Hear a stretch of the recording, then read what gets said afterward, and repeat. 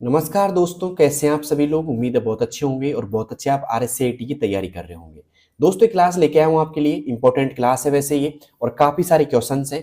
तो आपको क्या करना है दोस्तों, जिन बच्चों ने अभी तक कुछ भी नहीं पढ़ा उन बच्चों को यहाँ पे आंसर देना है कमेंट बॉक्स में, और बताना है मुझे लास्ट में कि आपके कितने % इस क्लास में से सही हो चुके हैं। ठीक है, तो पहला क्वेश्चन है, देखिए दोस्तों, फोल्डर का मुख्य उपयोग क्या होता है। फोल्डर का मुख्य उपयोग क्या होता है। चार ऑप्शन आपके सामने। पहला ऑप्शन है फाइलों को स्थायी रूप से हटाने के लिए, फाइलों को व्यवस्थित करके रखने के लिए, या वायरस को हटाने के लिए, या फिर हार्डवेयर कंट्रोल करने के लिए। बताइए दोस्तों क्या होगा इसमें सही जवाब। आप बताइए, चार ऑप्शन आपके सामने, कमेंट बॉक्स में आंसर दे सकते हैं अगर आपको आता है तो। और इस वीडियो को उन बच्चों के पास जरूर शेयर करना जिनकी RSCIT की एग्जाम है, ठीक है, जो आपके फ्रेंड है सभी के पास शेयर करना। दोस्तों इसका जो सही जवाब होगा वो होगा, फोल्डर का जो मुख्य उपयोग होता है ना भाई, वो होता है फाइलों को व्यवस्थित करके रखने के लिए। ठीक है, तो यहाँ पे आएगा बी ऑप्शन। फोल्डर में क्या आता है, जो भी आप फाइल्स वगैरह होती है एक साथ में व्यवस्थित हो जाती है। ठीक है, अब चलते हैं दोस्तों आज के दूसरे प्रश्न की ओर। दूसरा प्रश्न क्या है, ध्यान से देखिएगा। यदि किसी डायरेक्टरी में को एक स्थान से दूसरे स्थान पर मूव किया जाता है तो सोर्स लोकेशन पर क्या होता है। बताइए दोस्तों क्या होता है, सोर्स लोकेशन पर क्या होता है। पहला ऑप्शन, डायरेक्टरी की कॉपी रह जाती है, डायरेक्टरी वहीं बनी रहती है, या फिर हट जाती है, या कुछ भी नहीं होता है। बताइए दोस्तों क्या होगा इसमें सही जवाब दूसरे में। तो यहाँ पे देखिएगा, यदि किसी डायरेक्टरी को आप एक स्थान से दूसरे स्थान पर मूव करते हैं तो क्या होता है, एक जगह से वो हट जाती है। ठीक है, तो यहां पे आएगा हट जाती है, सी ऑप्शन इज राइट। तो दूसरे में आएगा भाई सी ऑप्शन। यहाँ पे किस किस का सही है, मतलब सी किसने किया है यहाँ पे दूसरे पर्सन में। क्वेश्चन आपने ध्यान से पढ़ लिया होगा दोस्तों एक बार। ठीक है, अब चलते हैं दोस्तों आज के तीसरे प्रश्न की ओर। तीसरा प्रश्न क्या है, ध्यान से देखिएगा। ऑपरेटिंग सिस्टम का मुख्य कार्य क्या है। ऑपरेटिंग सिस्टम का मुख्य कार्य क्या है। पहला ऑप्शन, केवल इंटरनेट चलाना। दूसरा, हार्डवेयर और उपयोगकर्ता के बीच संपर्क स्थापित करना, या फिर केवल फाइल को स्टोर करना, या फिर केवल प्रिंट निकालना। बताइए दोस्तों क्या होगा यहाँ पे तीसरे में। तीसरा ऑप्शन मतलब तीसरा क्वेश्चन पढ़ लो, और कौन सा ऑप्शन बेटर लग रहा है आपको वो मुझे कमेंट बॉक्स में बताओ जल्दी से पहले। ठीक है दोस्तों, यहाँ पे तीसरे में आएगा, ऑपरेटिंग सिस्टम का जो मुख्य कार्य होता है वो होता है हार्डवेयर और उपयोगकर्ता के बीच संपर्क स्थापित करना, मतलब बी ऑप्शन इज राइट। ठीक है, अब चलते हैं दोस्तों आज के चौथे प्रश्न की ओर। चौथा प्रश्न है, विंडोज में मल्टीटास्किंग का अर्थ है। विंडोज में मल्टीटास्किंग का अर्थ है एक समय में कई प्रोग्राम चलाना, एक समय में एक ही कार्य, केवल बैकग्राउंड कार्य, या गेम चलाना। बताइए दोस्तों क्या होगा इसका सही जवाब। देखिए दोस्तों, केवल गेम चलाना नहीं होता है, केवल बैकग्राउंड कार्य भी नहीं होता है, एक समय में एक ही कार्य भी गलत है दोस्तों। यहाँ पे आएगा एक समय में कई प्रोग्राम चलाना, एक समय में कई प्रोग्राम चलाना, ए ऑप्शन इज राइट। ओके, अब चलते हैं दोस्तों आज के पांचवें प्रश्न की ओर। पांचवा प्रश्न है, इंटरनेट का उपयोग आज संचार, एक मिनट, ओके, इंटरनेट का उपयोग आज संचार, शिक्षा, बैंकिंग और खरीद फरोख्त जैसे कई कार्यों के लिए किया जाता है। इस आधार पर इंटरनेट का मुख्य उपयोग क्या माना जाता है। केवल संचार, केवल शिक्षा, केवल वित्तीय लेन देन, या उपरोक्त सभी। बताइए दोस्तों क्या होगा इसका सही जवाब। इजी क्वेश्चन है और आपको पता होगा दोस्तों इसका आंसर तो आराम से। ठीक है, तो देखिए दोस्तों, इंटरनेट का उपयोग केवल संचार में भी होता है, केवल शिक्षा में भी होता है इसका उपयोग, केवल वित्तीय लेन देन में भी होता है भाई। तो यहाँ पे आएगा उपरोक्त सभी, डी ऑप्शन इज राइट। उपरोक्त सभी आएगा भाई पांचवें में। ठीक है, तो ऐसे कौन कौन से स्टूडेंट हैं जिनके 5 में से 5 एकदम सही हो चुके हैं, मुझे बताइए कमेंट बॉक्स में किसके 5 में से 5 सही हो चुके हैं भाई। अब चलते हैं दोस्तों आज के छठे प्रश्न की ओर। छठा प्रश्न क्या है, ध्यान से देखिएगा। यदि कोई उपयोगकर्ता इंटरनेट से जुड़कर वेबसाइट खोलना चाहता है तो निम्न में से किन किन की आवश्यकता होती है। बताइए दोस्तों किन किन की आवश्यकता होती है। यहाँ पे 4 ऑप्शन आपके सामने हैं। पहला, इंटरनेट सेवा यानी कि ISP की, मॉडेम की, वेब ब्राउजर की, या उपरोक्त सभी। बताइए दोस्तों, यदि कोई उपयोगकर्ता इंटरनेट से जुड़कर वेबसाइट खोलना चाहता है तो निम्न में से किसकी आवश्यकता होगी। दोस्तों इंटरनेट सेवा की भी आवश्यकता होगी, है ना, और यहाँ पे जाकर के बात करें मॉडेम की भी आवश्यकता होगी, वेब ब्राउजर की भी आवश्यकता होगी। तो यहाँ पे आएगा उपरोक्त सभी। क्या आएगा दोस्तों, उपरोक्त सभी आएगा, डी ऑप्शन पे लगा लीजिए टिक दोस्तों। ठीक है, अब यहाँ पे कई सवाल पूछेंगे दोस्तों बच्चे कि ISP का पूरा नाम क्या है। कई बार पूछ भी लिया गया है RSCT एग्जाम में ये सवाल कि ISP का पूरा नाम क्या है। तो दोस्तों आई मतलब होता है इंटरनेट, इंटरनेट। एस पर होता है दोस्तों SERVIS सर्विस, और पी पर होता है दोस्तों provider. Okay, internet service provider, ISP का पूरा नाम है। ठीक है, अब चलते हैं दोस्तों आज के छठे प्रश्न की ओर। छठा प्रश्न क्या है, ध्यान से देखिएगा। ISP का पूरा नाम क्या होता है जो उपयोगकर्ता को इंटरनेट से जोड़ने की सेवा प्रदान करता है। अभी मैंने बताया था दोस्तों आपको पिछले क्वेश्चन में ISP का पूरा नाम बताया था अभी मैंने। अगर आपने ध्यान से देखा हो पिछला क्वेश्चन तो आप आराम से इसका आंसर दे सकते हो। चार ऑप्शन आपके सामने हैं। पहला है internet service provider, intranet service provider, या इंफॉर्मेशन सर्विस प्रोवाइडर, या नन ऑफ द अबव। बताइए दोस्तों क्या होगा इसका सही जवाब। ए ऑप्शन होगा, बी होगा, सी होगा, या डी होगा? जल्दी से मुझे बताइए कमेंट बॉक्स के अंदर। दोस्तों ISP का जो पूरा नाम होगा ना वो होगा दोस्तों इंटरनेट। अब यहाँ ध्यान से देखिएगा, दो मीनिंग आपको सेम सेम लग रही होंगी। ये होता है इंट्रानेट और ये होता है इंटरनेट। तो यहाँ पे INTRA, ए ध्यान रखना, यहाँ पे ई है तो यहाँ पे आएगा दोस्तों इंटरनेट। इंटरनेट मत कर देना, कई बार जल्दबाजी में अपन इंटर पढ़ते हैं इसको और तुरंत लगा देते हैं टिक, बी ऑप्शन होगा भाई, तो ये नहीं होगा। यहाँ पे होगा इंटरनेट सर्विस प्रोवाइडर। क्या होगा दोस्तों? इंटरनेट सर्विस प्रोवाइडर क्या हो जाएगा दोस्तों? आंसर हो जाएगा। ठीक है, ओके। अब चलते हैं दोस्तों आज के आठवें प्रश्न की ओर। आठवां प्रश्न क्या पूछ रहा है, ध्यान से देखिएगा। वेब ब्राउजर किस प्रकार का सॉफ्टवेयर होता है जिसके द्वारा हम वेबसाइट देखते हैं? वेब ब्राउजर किस प्रकार का सॉफ्टवेयर होता है? वेब ब्राउजर किस प्रकार का सॉफ्टवेयर होता है जिसके द्वारा हम वेबसाइट देखते हैं? पहला सिस्टम सॉफ्टवेयर, एप्लीकेशन सॉफ्टवेयर, या दोनों, ए और बी, या इनमें से कोई नहीं? जल्दी से बताइएगा दोस्तों, इंपॉर्टेंट क्वेश्चन है। कई बार वेब ब्राउजर का भी क्वेश्चन आ जाता है आपके एग्जाम में। दोस्तों यहाँ पे आएगा जो वेब ब्राउजर होता है ना वो एक होता है दोस्तों एप्लीकेशन सॉफ्टवेयर। कौन सा होता है दोस्तों? एप्लीकेशन सॉफ्टवेयर होता है। तो यहाँ पे आएगा B option is right, application software. कौन कौन से शख्स ऐसे हैं जिनका ये आठवां प्रश्न एकदम सही हो गया था भाई? जल्दी से मुझे बताइएगा। अब चलते हैं दोस्तों आज के नवे प्रश्न की ओर। नवा प्रश्न क्या है? मॉडेम का उपयोग कंप्यूटर को इंटरनेट से जोड़ने के लिए किया जाता है। मॉडेम का उपयोग कंप्यूटर को इंटरनेट से जोड़ने के लिए किया जाता है। तो यहाँ पे जो मॉडेम शब्द है ना इसका सही पूर्ण रूप क्या है?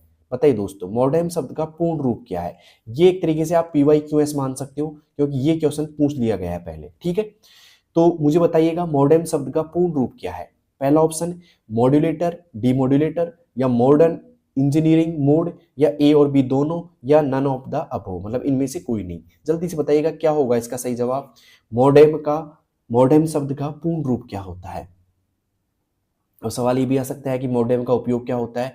कंप्यूटर को इंटरनेट से जोड़ने के लिए काम आता है दोस्तों। ये कंप्यूटर को इंटरनेट से जोड़ने के लिए क्या काम आता है? मॉडेम काम आता है। लेकिन अब मॉडेम का पूरा नाम क्या होता है? Modulator, demodulator. क्या होता है दोस्तों? Modulator, demodulator. इसका क्या है दोस्तों? आंसर होगा इस सवाल का, मतलब पूरा नाम होगा। ए option is right, modulator, demodulator. Okay, अब चलते हैं दोस्तों आज के 10वें प्रश्न की ओर। 10वां प्रश्न क्या है, ध्यान से देखिएगा। URL का प्रयोग इंटरनेट पर किसी वेब पेज के पते को दर्शाने के लिए किया जाता है। URL का प्रयोग इंटरनेट पर किसी वेब पेज के पते को दर्शाने के लिए किया जाता है। अब सवाल यहां भी बन सकता है ये भी कि बताइए इंटरनेट पर किसी वेब पेज का पता क्या कहलाता है दोस्तों? URL कहलाता है। मतलब वेब पेज के पते क्या कहलाते हैं दोस्तों? URL कहलाते हैं। अब यह पूछा जाता है कि URL का पूरा नाम क्या है भाई? तो इसका पूरा नाम क्या है? चार ऑप्शन आपके सामने, uniform resource locator, universal resource locator, या ए और बी दोनों, या फिर इनमें से कोई नहीं। जल्दी बताइए दोस्तों क्या आपके माइंड में आ रहा है भाई 10वें के लिए? ये बहुत इजी क्वेश्चन है, आपने अगर थोड़ा बहुत ही पढ़ रखा होगा तो आप आराम से इसका आंसर दे सकते हैं। और ये भी एक तरीके से मान लो PYQS समझ सकते हो क्योंकि ये क्वेश्चन भी कई बार पूछ लिया जाता है एग्जाम में, या पूछ भी लिया गया है पहले कई बार। ठीक है दोस्तों, यहाँ पे जो सही जवाब होगा वो होगा दोस्तों uniform resource locator. A option is right. Okay, तो अब मुझे बताइए 10 में से 10 किस किस के सही हो चुके हैं पूरे भाई? 10/10 स्कोर किस किस का आ रहा है जल्दी से कमेंट बॉक्स में बताना। ठीक है, अब चलते हैं दोस्तों आज के 11वें प्रश्न की ओर। 11वां प्रश्न क्या है? www का पूरा नाम क्या है जो इंटरनेट पर उपलब्ध वेब पेजों का समूह दर्शाता है? जल्दी बताइए दोस्तों www का पूरा नाम क्या है? www क्या नाम पूरा इसका? World wisdom web, world wide web, या वर्ल्ड वेब ऑफ विस्डम, या वाइड वेब ऑफ वर्ल्ड? क्या है दोस्तों, सबको पता है इसका तो 11वीं का आंसर। ठीक है दोस्तों, इसका है वर्ल्ड वाइड वेब। ठीक है, क्लियर है तक का? तो 11वीं में आएगा दोस्तों बी ऑप्शन। ठीक है, अभी भी कुछ लोगों का ये कंफ्यूजन है कि सर आप हमारी एग्जाम में कितने पर्सन आएंगे। ठीक है, तो थोड़ा सा बता देता हूँ मैं आपको RSAT के पर्सनों के बारे में, फिर अपन आगे के पर्सन पढ़ेंगे, जैसे कि 12वां पर्सन आप आएगा इसके बाद में। लेकिन उससे पहले थोड़ा सा मैं आपको RSAT के बारे में बता देता हूँ। तो RSAT की जो एग्जाम होगी दोस्तों, उसमें आपके 35 पर्सन आते हैं। कितने पर्सन आएंगे दोस्तों? 35 पर्सन आएंगे। एक पर्सन आपका, मतलब प्रत्येक पर्सन आपका 2 नंबर का रहने वाला है, तो 70 नंबर का आपका पेपर रहने वाला है। ठीक है, और अगर आप पास होना चाहते हैं, सिर्फ कि हम तो सिर्फ पास ही होना चाहते हैं बस, तो 14% आपको सही करने होंगे। सीधी सी बात है, आपको पूरे 35 करके आने, नेगेटिव मार्किंग इसमें होगी नहीं, मतलब नेगेटिव मार्किंग इसमें नहीं होती है, तो आप पूरे पर्सन करके आओ। और जो बच्चे 14% सही करके आएंगे पेपर के अंदर, मतलब OMR के अंदर भर के आएंगे, ठीक है, तो वो बच्चे क्या हो जाएंगे दोस्तों? पास हो जाएंगे। ठीक है, क्लियर है तक का? ये आपको पता होना चाहिए दोस्तों। ठीक है, लेकिन करके आपको पूरे 35% आने, क्योंकि नेगेटिव मार्किंग होगी नहीं, तो आप समझते हो बात को। ठीक है, अब चलते हैं दोस्तों आज के 12वीं पर्सन की ओर। 12वां पर्सन क्या है दोस्तों? निम्न में से कौन सा एक ईमेल क्लाइंट का उदाहरण है? निम्न में से कौन सा एक ईमेल क्लाइंट का उदाहरण है? पहला ऑप्शन जीमेल, मंत्रा, राउटर या टॉप लेवल डोमेन। बताइए दोस्तों क्या होगा इसका सही जवाब? जीमेल, मंत्रा, राउटर या टॉप लेवल डोमेन, क्या होगा दोस्तों? अगर आपको समझ में आ रहा है क्वेश्चन तो जल्दी से बताइए मुझे। दोस्तों निम्न में से ईमेल का जो क्लाइंट है ना, वो होता है दोस्तों जीमेल। कौन होता है दोस्तों? जीमेल होता है। ठीक है, तो यहाँ पे आएगा ए ऑप्शन इज राइट, जीमेल। ठीक है, अब चलते हैं दोस्तों आज के 13वें पर्सन की ओर। 13वां पर्सन पढ़ने से पहले मैं आपसे पूछना चाहूंगा कि बताइए क्लास कैसी लग रही है आपको। अगर थोड़ी बहुत समझ में आ रही है तो अपने दोस्तों के पास शेयर करो और कमेंट में बताओ दोस्तों कि आपको कितनी अच्छी क्लास लग रही है या कितनी समझ में आ रही है, और बताना कि अब तक कितने पर्सन आपके सही हो चुके हैं। तो अब 13वां पर्सन क्या पूछ रहा है आपसे? पूछ रहा है कि निम्न में से कौन सा सर्च इंजन का उदाहरण है? निम्न में से कौन सा सर्च इंजन का उदाहरण है? पेटीएम, गूगल, फ्लिपकार्ट या इनमें से कोई नहीं? जल्दी बताइए दोस्तों, सर्च इंजन का उदाहरण कौन सा है? सर्च इंजन मतलब जिस पे आप जानकारी खोजते हो, तो वो होते दोस्तों गूगल। कौन है दोस्तों? गूगल है। ठीक है, तो यहाँ पे आएगा बी ऑप्शन, गूगल। ठीक है, तो 13वां भी आपने कर दिया होगा दोस्तों। अब चलते हैं दोस्तों आज के अगले सवाल की ओर। डीएनएस का उपयोग, डीएनएस का उपयोग इंटरनेट पर डोमेन नाम को आईपी एड्रेस में बदलने के लिए किया जाता है। सवाल आएगा डीएनएस का क्या उपयोग होता है, तो आप करके आओगे इंटरनेट पर डोमेन नाम को आईपी एड्रेस में बदलने के लिए इसका प्रयोग किया जाता है। लेकिन अब सवाल क्या पूछ रहा है? डीएनएस का पूरा नाम क्या है?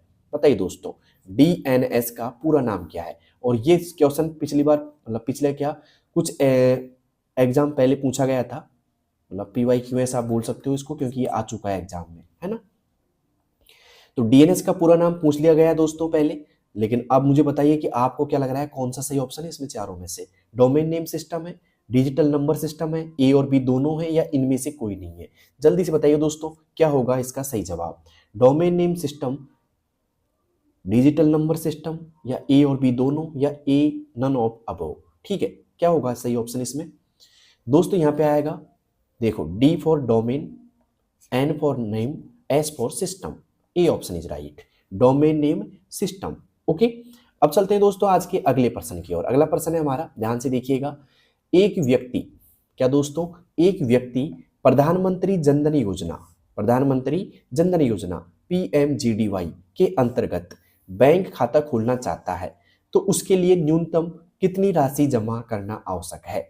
वापिस सुनिए, एक व्यक्ति प्रधानमंत्री जनधन योजना के अंतर्गत बैंक खाता खोलना चाहता है, तो उसके लिए न्यूनतम कितनी राशि जमा करना आवश्यक है?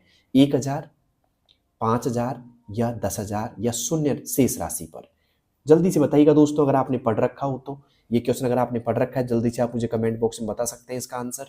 ठीक है, क्या होगा भाई?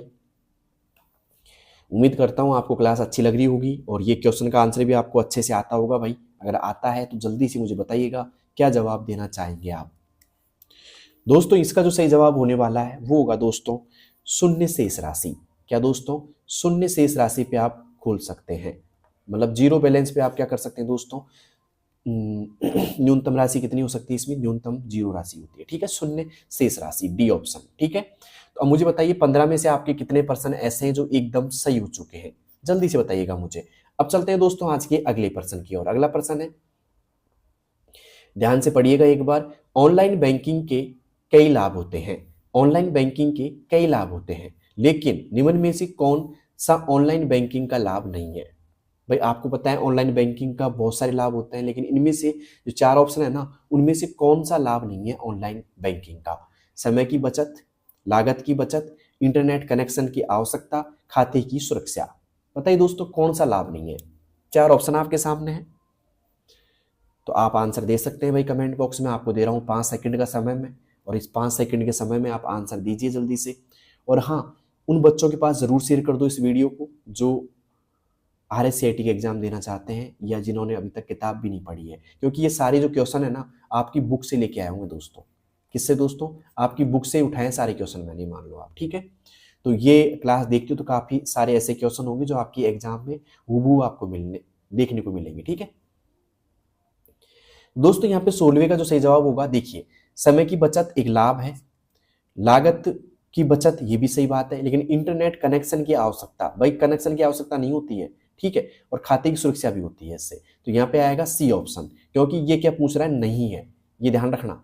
ये तो है सारे, लेकिन ये नहीं है पूछ रहा है, तो नहीं कौन सा नहीं है भाई? ये नहीं है, इंटरनेट कनेक्शन की आवश्यकता नहीं होती, ठीक है। आप मोबाइल के इंटरनेट कनेक्शन से भी आप कर सकते हो, अलग से कनेक्शन लगवाने की आवश्यकता नहीं होती है दोस्तों, ठीक है। तो उम्मीद करता हूं समझ में आ गया होगा, इंटरनेट कनेक्शन की आवश्यकता नहीं होती है, ठीक है। अब चलते हैं दोस्तों आज के 17वें प्रश्न की ओर। क्रेडिट कार्ड के संबंध में, क्रेडिट कार्ड के संबंध में निम्न में से कौन सा कथन सही नहीं है?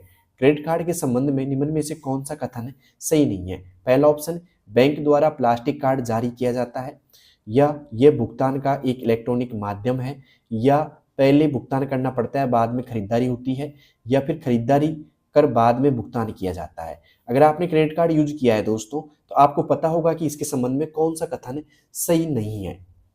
ध्यान देना, सही है तो सारे, मतलब 3 तो सही होंगे, लेकिन ये क्या पूछ रहा है, नहीं है, इस पे जोर दिया गया है। तो यहाँ पे देखिएगा, बैंक द्वारा प्लास्टिक कार्ड जारी किया जाता है, बिल्कुल सही बात है, यस किया जा सकता है। ये भुगतान का एक इलेक्ट्रॉनिक माध्यम है, ये भी बात सही है, इलेक्ट्रॉनिक माध्यम है।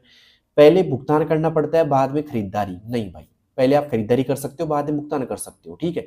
खरीदारी कर बाद में भुगतान किया जा सकता है, सही बात है। तो यहाँ पे सी ऑप्शन आएगा भाई, पहले भुगतान करना पड़ता है, ऐसा कोई वो नहीं है, आप पहले खरीदारी कर लो बाद में भुगतान करना है आराम से, ठीक है। तो यहाँ पे आएगा सी ऑप्शन। उम्मीद है समझ में आ गया होगा आप लोगों को, ओके।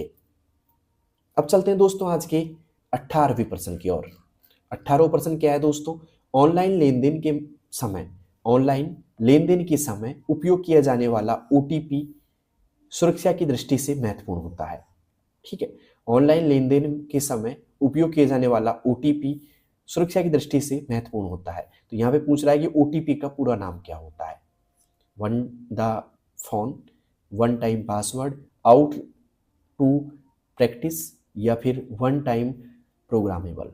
क्या होगा दोस्तों? OTP का पूरा नाम क्या होता है? जल्दी से बताइएगा, क्या होता है OTP का पूरा नाम, ठीक है। ऐसे प्रश्न, मतलब आपकी जो एग्जाम होती है उसमें फुल फॉर्म पूछी जाती है 1 से 2, और आपको बताना भी जरूरी है, ठीक है दोस्तों। यहाँ पे आएगा वन टाइम पासवर्ड। क्या आएगा दोस्तों? वन टाइम पासवर्ड होगा, B option is right, okay. तो उम्मीद करता हूं आपका 18वां प्रश्न एकदम सही हो गया होगा। अब चलते हैं आज के 19वें प्रश्न की ओर। 19वां प्रश्न है, यूपीआई आधारित भुगतान प्रणाली, यूपीआई आधारित भुगतान प्रणाली का उपयोग करते समय यदि किसी उपयोगकर्ता को यूपीआई का पूर्ण नाम पूछा जाए तो सही उत्तर क्या होगा? ये क्वेश्चन आ चुका है अभी पिछली एग्जाम में, ठीक है, पूछ लिया गया है दोस्तों आपसे। PYQS इंपॉर्टेंट इसलिए है कि बार बार रिपीटेड क्वेश्चन हो सकते हैं आपके।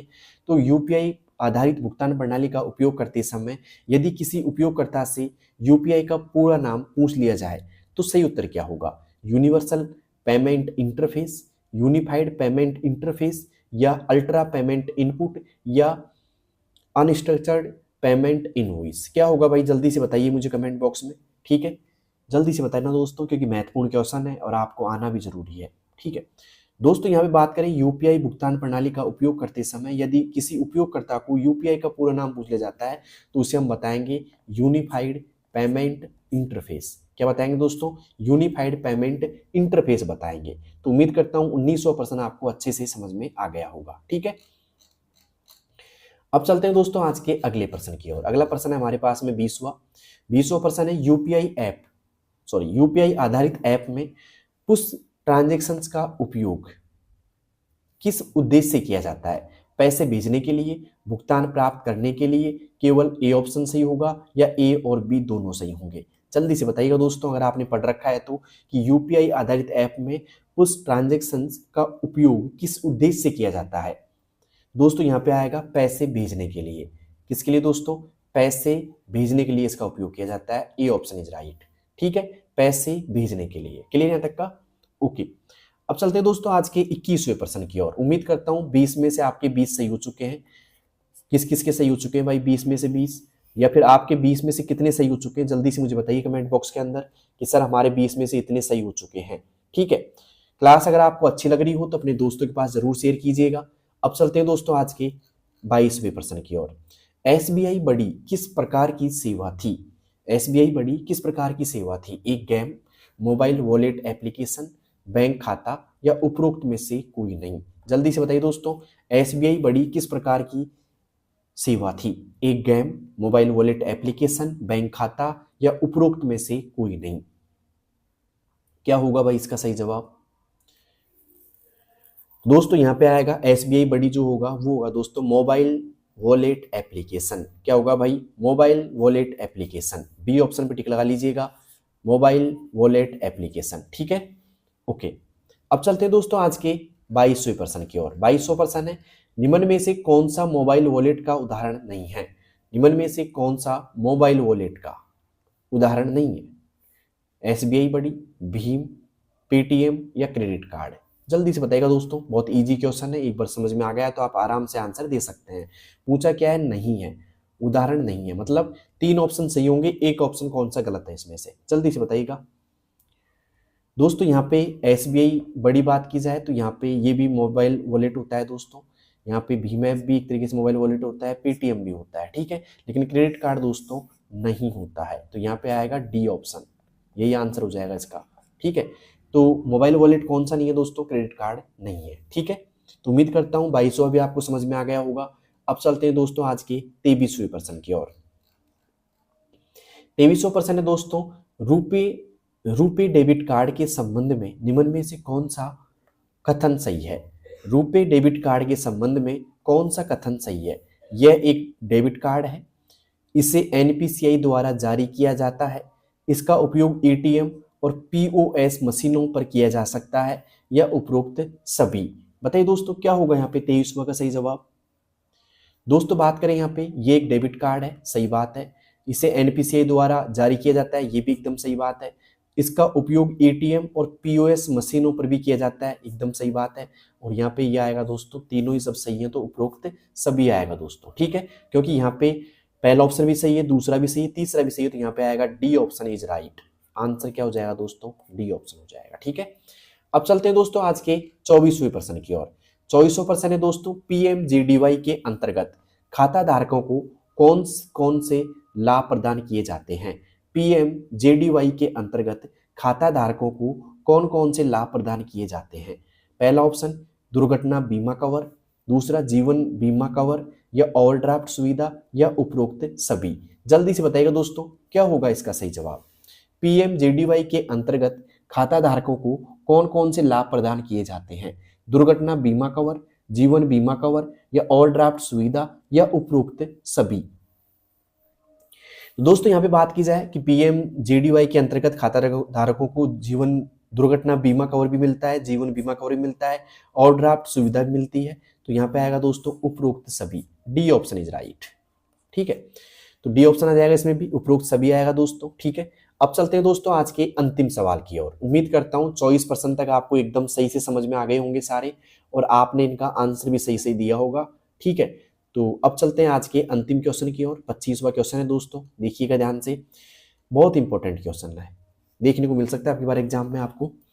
यदि कोई व्यक्ति, क्या दोस्तों, यदि कोई व्यक्ति इंटरनेट के माध्यम से वस्तुओं की खरीद फरोख्त, ऑनलाइन भुगतान और होम डिलीवरी की सुविधा का उपयोग करता है तो ये किस श्रेणी का उदाहरण है? यदि कोई व्यक्ति इंटरनेट के माध्यम से वस्तुओं की खरीद फरोख्त, ऑनलाइन भुगतान और होम डिलीवरी की सुविधा का उपयोग करता है तो ये किस श्रेणी का उदाहरण है? सोशल नेटवर्किंग का, ब्लॉगिंग का, ई कॉमर्स का या सर्च इंजन का? जल्दी से बताइएगा दोस्तों, क्या होगा इसका सही जवाब? 25वें का क्या जवाब होगा भाई सही? जल्दी से बताइएगा, 5 सेकंड का आपको समय मिलता है। ठीक है दोस्तों, यहाँ पे जो सही जवाब होगा वो होगा दोस्तों, क्या होगा भाई? E commerce. क्या होगा दोस्तों? ई कॉमर्स होगा, क्योंकि ई कॉमर्स से हम क्या कर सकते हैं? हम खरीद और बेच सकते हैं दोस्तों, खरीद और बेच सकते हैं ऑनलाइन। ठीक है, ऑनलाइन तरीके से हम खरीद और बेच सकते हैं। ठीक है, तो उम्मीद करता हूं आपको 25वां क्वेश्चन अच्छे से समझ में आ गया होगा। ठीक है, तो आप मुझे बताइए 25 में से आपके कितने परसेंट सही हो चुके हैं? जल्दी से मुझे बताना। और 25 में से जिनके 20% तक सही है वो मुझे कमेंट बॉक्स में बताओ, मैं मानूंगा कि उनकी तैयारी एकदम बेटर है। ठीक है, और जिनके 20 से भी कम अगर सही हुए हैं, 20 से भी कम, तो उनको मैं एक बात कहना चाहूंगा कि मेरी कंप्लीट वीडियो देखना। ठीक है, क्योंकि एक वीडियो से पार नहीं पड़ती है। कई लोग बोलते हैं कि हमने आपकी एक वीडियो देखी थी, अब मिले नहीं क्वेश्चन। तो भाई एक वीडियो से कुछ नहीं होता है, कम से कम आप 5-7 वीडियो देखो, मतलब पूरी प्लेलिस्ट देखो आप एक तरीके से, तब आपको एकदम समझ में आएगा सब कुछ धीरे धीरे। ठीक है, तो जाते जाते आपको होमवर्क में क्वेश्चन देके जा रहा हूँ, मुझे बताना कमेंट बॉक्स में। ठीक है, होमवर्क। ठीक है, मुझे बताना दोस्तों, आपको होमवर्क मिल रहा है दोस्तों, डीएनएस का पूरा नाम क्या है? डीएनएस का पूरा नाम क्या है? जल्दी से मुझे कमेंट बॉक्स में बताना। अब ये क्वेश्चन मैंने इसी क्लास में कराया दोस्तों, डीएनएस का पूरा नाम मैंने इसी क्लास में आपसे पूछा था और बताया इसका आंसर। देखते हैं पहला कमेंट कौन किसका आता है। ठीक है, जल्दी से मुझे बताना। ठीक है, डीएनएस का पूरा नाम क्या है? ये होमवर्क है। अब कई लोग बोलेंगे कि सर हमको पढ़ाया नहीं है, तो भाई इसी क्लास से मैंने समझाया आपको डीएनएस का पूरा नाम। ठीक है, तो जल्दी से मुझे कमेंट बॉक्स में बताना, क्लास कैसी लगी ये बताना दोस्तों आप मुझे। और हाँ, साथ में उन बच्चों के साथ क्लास को शेयर करना जिनकी RSCAT के एग्जाम है और जिन्होंने अभी तक किताब भी उठा के नहीं देखी है, उन सभी के पास आप शेयर करो। ठीक है, तो मिलता हूं दोस्तों आपको एक और बेटर क्लास में, तब तक के लिए बेस्ट ऑफ लक। धन्यवाद, अपनी तैयारी को और बेटर करते रहिए। Best of luck, thank you.